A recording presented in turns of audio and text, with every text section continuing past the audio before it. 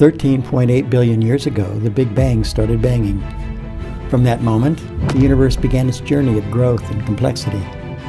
From very early on, and over billions of years, stars, planets, black holes, nebulae, and galaxies formed, setting the stage for something even more remarkably complex: life. It emerged on a small rocky planet we call Earth. This life became more and more complex, eventually leading to the emergence of human brains, the most complex structure of the universe that we know of. Whatever started banging had grown its own brain. And that's what we are. The universe's brain, whose life support system is Earth. And what does this mean for your life and the future of all humanity? Let me tell you.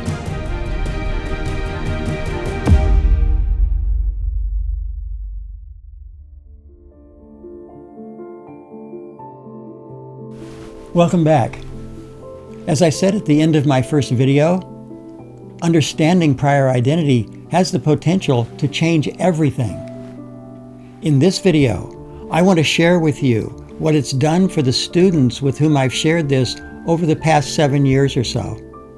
It's been their profound responses and the insistence that I take this to a wider audience that's caused me to do what I'm doing right now. As one student said to me recently, "Why are you telling me this and not the whole world?" My job at the university is to help students for whom things aren't going so well. For 16 years, they have come to my office facing problems that they fear could dash their dreams of that all-important sense of identity and meaning that they have come to the university to find.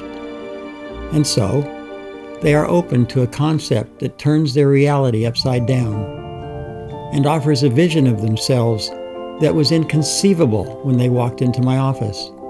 Imagine an experience where the weight of expectations, the fear of failure, and the pressure to be someone within the great improv instantly disappears, at least long enough to know that such an experience of freedom is possible. When they experience this, the student's entire relationship with reality has transformed in an instant. There is often an immediate change in the expressions on their faces. They appear different, and some say how they feel as if they have suddenly awakened from a dream. Some describe it as a feeling of sudden enlightenment. One student sent me an email and said, "As I was walking from your office to my car, everything was going in slow motion, and I felt as if I was seeing the world for the first time. The burdens that weighed heavily on their shoulders are suddenly lifted, even though their circumstances may remain unchanged. Many say that they suddenly feel lighter and calm." One student suddenly stood up from his chair and said, "I can't describe what just happened in my brain." Another student, who had gone through a terribly stressful experience over several months, wrote to me, "I'm so glad that everything that happened took place, because otherwise I would have never gone through this life-changing experience." Another student who was tormented by suicidal thoughts once said to me, after realizing his prior identity, "I'll never be able to kill myself now, not after knowing what I am." They suddenly see society for the made-up world that it is, and experience a sense of freedom from its demands. I explained to them that, like someone playing Monopoly who takes it seriously and spoils the game, they've been taking this made-up society seriously too, instead of seeing it for what it is. Seeing their prior identity for the first time, they realize that now they can play their identities in the great improv, also known as human society, knowing that it's all made up, which is the only way a game is any fun. Most of the students I see who are struggling aren't struggling because they aren't taking their degree seriously. It's because they are. Fear comes in many disguises, and seriousness is one of them. They're afraid that if they don't get their degree or do well enough in it, then everything they've been counting on for their identity and meaning is at risk. I often lean forward, look them in the eyes, and say, "You're the self-awareness of the universe, and you're worried about a university degree." And they either start laughing, or they say how stupid that sounds now, or both. But I also warn them that this realization must be nurtured every single day, for they've spent years being taken in by an improv they didn't know they were in. It takes time to change a brain that's been brainwashed for decades. In a million ways, students come into my office with two major concerns about their existence. Who am I, and will I find meaning in my life?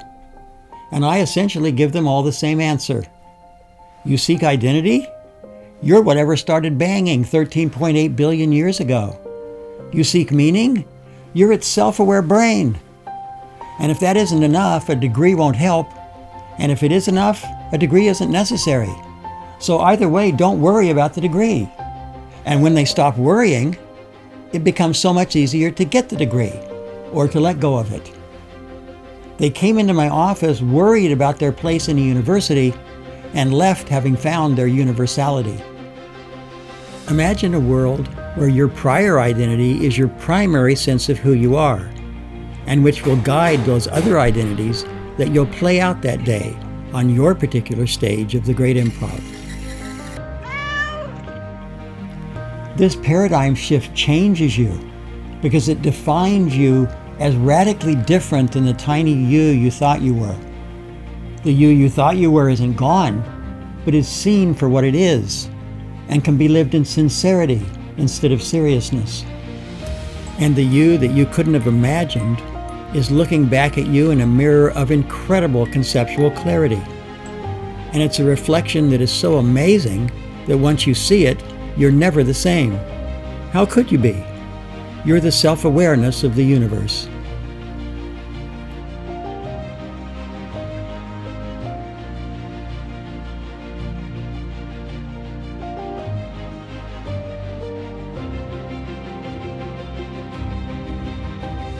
To free a conceptual brain from the conceptually created prison of which Einstein warns us, we need a conceptual key.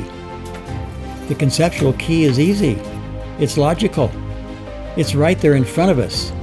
It's our prior identity. At this most crucial moment in human history, when we are staring into a dark abyss, both as a species and as individuals, finally opening our eyes and seeing our prior identity frees us from this prison in spectacular fashion. I've shown you how prior identity can change your life, but how can it change the world? That's the part of the story that comes next.